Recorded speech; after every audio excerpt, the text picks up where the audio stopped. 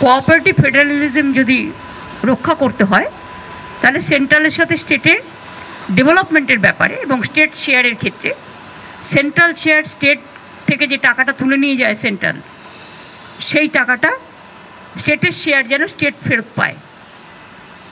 এবং ডেভেলপমেন্টের ব্যাপারে কোনো পলিটিক্যাল রাজনৈতিক উদ্দেশ্য প্রণোদিতভাবে কাজ না করে সবার জন্য, সবার উন্নয়নের জন্য কাজ করা উচিত। কেউ যায়নি, বয়কট করেছিল। আমি ভেবেছিলাম গিয়ে সবার কথা বলবো।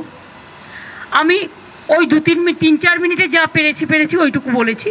বাংলার বঞ্চনা এবং সারা দেশের অল অপোজিশন স্টেটের যেভাবে বাজেটে বঞ্চনা করা হয়েছে এবং অল বিজেপি রুল স্টেটকে যেভাবে কনসিডার করা হয়েছে এবং যারা ওদের অ্যালিজ, আমাদের আপত্তি নেই যদি কাউকে বেশি টাকা দেয়, কিন্তু তুমি কাউকে দেবো বলে কেউ খাবে আর কেউ খাবে না, সেটা তো হতে পারে না।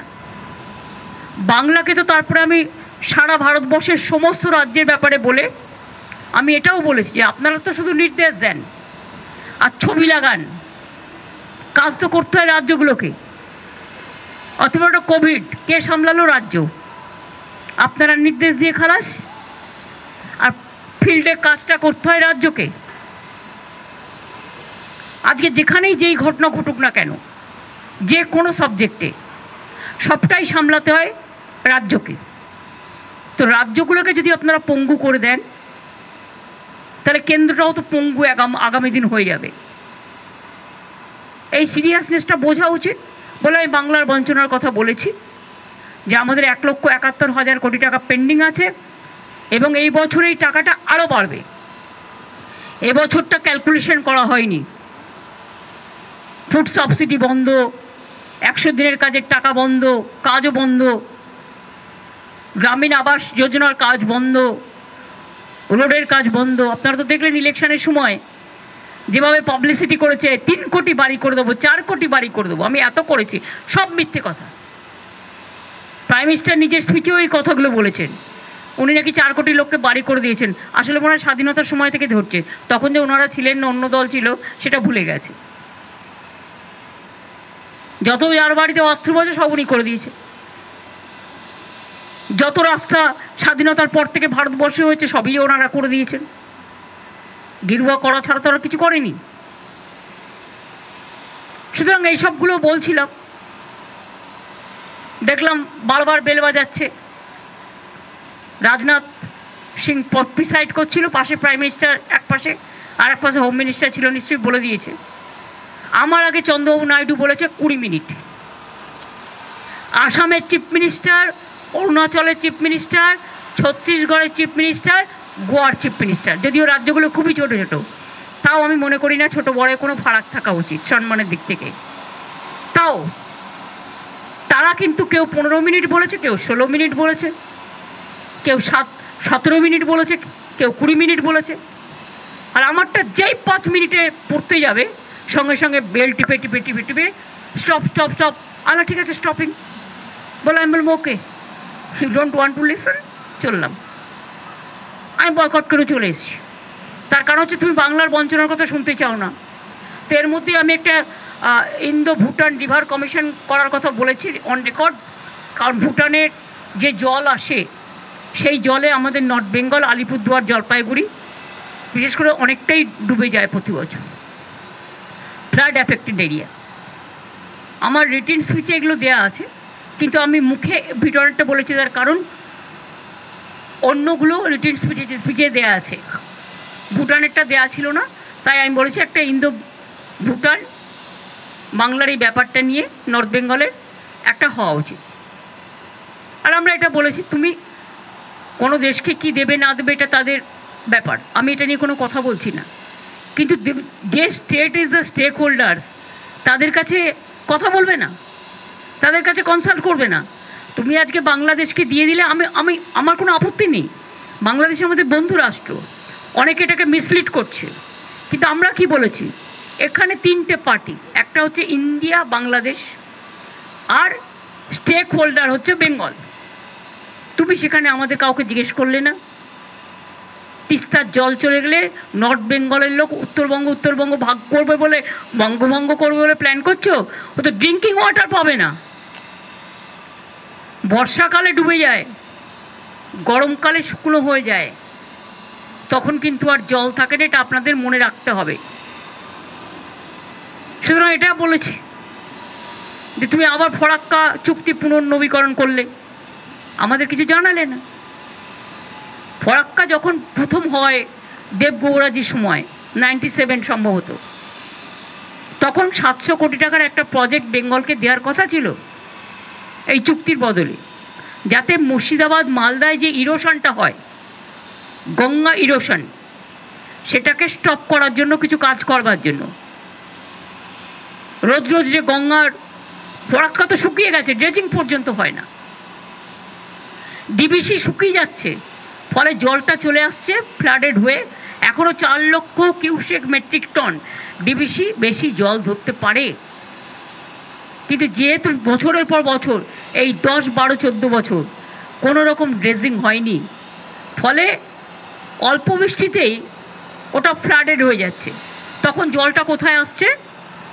বাঁকুড়া, বীরভূম, বর্ধমান, হাওড়া, হুগলি। তা এগুলো দেখতে হবে না? যেখানে আমার স্কোপ আছে। তাও তো আমরা প্রায় 5.5 লাখ পুকুর কেটে এখন অনেকটা জল এই পুকুরগুলো অ্যাবজর্ব করে, অনেকটা সংখ্যক আমরা চেষ্টা করেছি সায়েন্টিফিকভাবে নেচার দিয়ে অ্যাডজাস্ট করবার। কিন্তু ডিবিসিটা তো ড্যামের জলাধারে, যেখানে অনেক জল ধরতে পারে, সেটা যদি তোমরা ড্রেজিংও না করো, যেমন ক্যালকাটা পোর্টটাকে শেষ করে দেওয়া হয়েছে, ড্রেজিংই করে না। সুতরাং এই কথাগুলো বলতে যাওয়া কি অপরাধ আমি জানি না। যদি বলতেই না দেবে, আর অপোজিশন থেকে আমি মাত্র একা গেছি, ওদের উচিত ছিল আমাকে আধ ঘন্টা অ্যালাউ করা। আর আমি এত অনুপযুক্ত লোক নই যে আমি আমার টাইম মেনটেন করব না। বক্তৃতার প্রথমে শুরুতে রাজনাথজি বলেছিলেন 5 to 7 মিনিটস, তা তুমি আমাকে 7 মিনিটসও করতে দিলে না। 7 মিনিটস করতে দিলেও আমি বাদ বাকিটা বলে দিতাম, কিন্তু তোমার বেলায় 20 মিনিট, তোমাদের বেলায় স্পেশাল প্যাকেজ, স্পেশাল প্রিভিলেজ, আর অন্যদের বেলায় 0। এটা তো কখনো পূর্ণ হতে পারে না। তাই আমি বয়কট করে ঠিক করেছি, বাংলার মানুষের সম্মান আমি মাথা নত করতে দিইনি। বাংলার বঞ্চনা মানছি না, মানব না। এবং অন্যান্য অপোজিশন পার্টিও যারা আছে বিভিন্ন জায়গায় সরকার চালাচ্ছে, বঞ্চিত হচ্ছে, তাদের প্রতিও আমাদের টোটাল সলিডারিটি আছে। हिंदी में मैंने बता दिया दिल्ली में।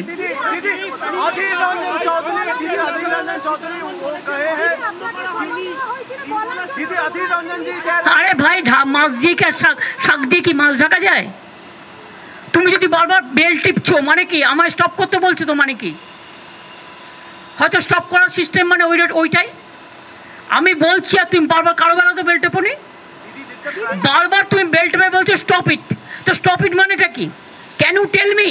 আমি এত সিনিয়র পলিটিশিয়ান, এতবার ইলেক্টেড মেম্বার, অপোজিশনের মধ্যে একমাত্র গেছি ভয়েস রেকর্ড করতে, তোমাদের কোথায় ক্রেডিট দেওয়া উচিত ছিল? তুমি আমাকে বারবার যদি আমার বক্তব্য, তুমি যদি বেল পাঠাও, বেল দিয়ে আমাকে স্টপ করতে বলো, is it not humiliation or ইনসাল্টেশন? আমি 6 মিনিটও করিনি। অপোজিশনের পক্ষ থেকে সারা দেশে মাত্র একজন। তা ডেমোক্রেসিটা গেল কোথায়? ডেমোক্রেটিক রাইটসটা কোথায় গেল? এই মানসিকতা যে দুটো কথা শুনতেও পারে না। কেউ যদি বঞ্চনার কথা বলে, তার তো বলবার একটা জায়গা হওয়া দরকার, যেখানে কেউ যায়নি। আমি সবার হয়ে বলতে চেয়েছিলাম, যতটা পেরেছি বলেছি। সবার হয়ে বলার পরে বাংলার হয়ে বলতে শুরু করেছিলাম, তো এটা ওদের ভালো লাগেনি। এরপর থেকে ভাবতে হবে যে আদৌ ওদের মিটিংয়ে যাওয়া উচিত কি না সম্মানের সাথে। সম্মান না পেলে অসম্মানিত হতে আমি যাব না।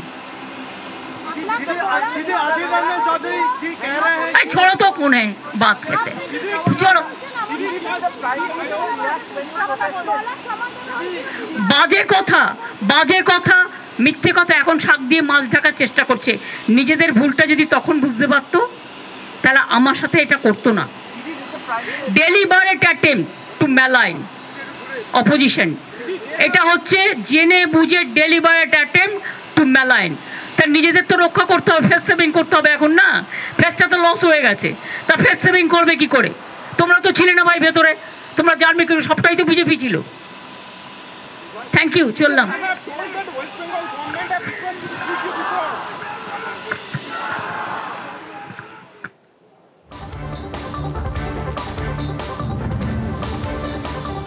মমতা বন্দ্যোপাধ্যায় কলকাতায় ফিরে আবার একবার অভিযোগ করলেন তাকে বলতে দেওয়া হয়নি। নীতি আয়োগের বৈঠকে তিনি বলতে শুরু করলেই বারবার বেল বাজিয়ে তাকে থামিয়ে দেওয়া হয়। এর আগে নীতি আয়োগের বৈঠক থেকে বেরিয়ে নয়াদিল্লিতে যে অভিযোগ করেছিলেন তিনি, সেই অভিযোগই আরও একবার চড়া সুরে কলকাতায় ফিরে করলেন মমতা বন্দ্যোপাধ্যায়। মমতা বন্দ্যোপাধ্যায়ের এই অভিযোগের প্রেক্ষিতে কি বলছেন কেন্দ্রীয় মন্ত্রী, কি বা বলছেন মোহাম্মদ সেলিম, শোনাবো। That information is absolutely misleading. और नीति आयोग की मीटिंग में हमेशा ही अल्फ़ाबेटिकली बोलने की परमिशन होती है। Technically practically it should the chance of speaking Mamata Banerjee ji it should come at the last. लेकिन उन्होंने रिक्वेस्ट किया कि मुझे वापस जाना है, इसलिए मुझे पहले बोलने की परमिशन दी जाए मीटिंग में। सो उनको 7वें स्पीकर के रूप में उनके आग्रह पर तुरंत बोलने की परमिशन दी गई। हर चीफ मिनिस्टर के बोलने का जो टाइम तय था, उन्होंने अपने लिए तय टाइम का पूरा उपयोग किया।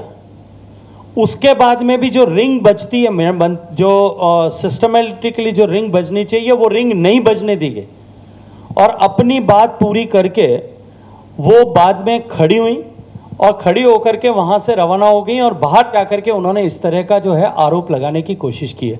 मुझे लगता है कि किसी संवैधानिक पद पर रहते हुए इतना बड़ा झूठ बोल करके देश में किसी क्षेत्र विशेष में इस तरह से अपने राजनीतिक लाभ के लिए सनसनी पैदा करना इस 75 साल के लोकतांत्रिक भारत में अनुचित तो है ही, अस्वीकार्य भी है और निंदनीय भी है।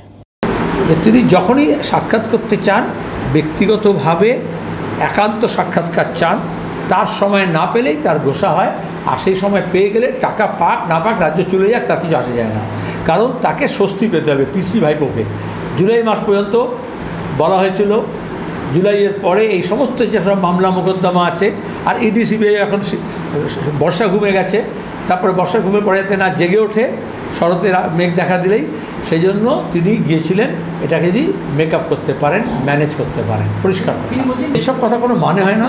আমি বললাম বিরোধী মুখ্যমন্ত্রীরা যায়নি, বিজেপি এবং বিজেপির সমর্থক মুখ্যমন্ত্রীরা গিয়েছিল, তার মধ্যে উনি একজন। নীতি আয়োগের বৈঠকে মাইক বন্ধের অভিযোগ, মমতাকে কটাক্ষ অধীর চৌধুরীর। চিত্রনাট্য তৈরি করে দিল্লি সফর, রাহুল গান্ধীর উত্থানে ঈর্ষাপরায়ণ মমতা, কটাক্ষ অধীর রঞ্জন চৌধুরীর। মুখ্যমন্ত্রী কি করবেন এটা স্ক্রিপ্টেড, কলকাতা থেকে আসার আগে তার স্ক্রিপ্ট তৈরি, এবং সেই স্ক্রিপ্ট অনুযায়ী অর্থাৎ এটা আগে থেকে তার তৈরি করা কতগুলো নাটকের দৃশ্য। মমতা ব্যানার্জির এখন সমস্যা হচ্ছে জাতীয় ক্ষেত্রে রাহুল গান্ধীর উত্থান। জাতীয় ক্ষেত্রে রাহুল গান্ধীর উত্থান মমতা ব্যানার্জির জানে, মমতা ব্যানার্জির প্রাণে, মমতা ব্যানার্জির মনে এক অদ্ভুত ঈর্ষার জন্ম দিয়েছে। তাই তাকে দেখাতে হবে যে তিনি জাতীয় নেত্রী হিসাবে আজও প্রাসঙ্গিক, তাই বাকি কেউ কিছু নয়, আমি মমতা ব্যানার্জি, আমি এখানটা সব কিছু পারি, তাই তোমরা কি করেছো না কিছু দেখার দরকার নেই। আমি বাইরে বলবো ইন্ডিয়া জোটের সঙ্গে আছি, কিন্তু ভিতরে আমি মশারির মধ্যে মশারি খাড়া করব। তাহলে সেই যুক্তরাষ্ট্রীয় পরিকাঠামো যদি আঘাত হয়, মমতা ব্যানার্জি যদি সত্যি অপমান করা হয়, তিনি সে অপমানের প্রতিবাদ করতে সুপ্রিম কোর্ট যাচ্ছেন না কেন?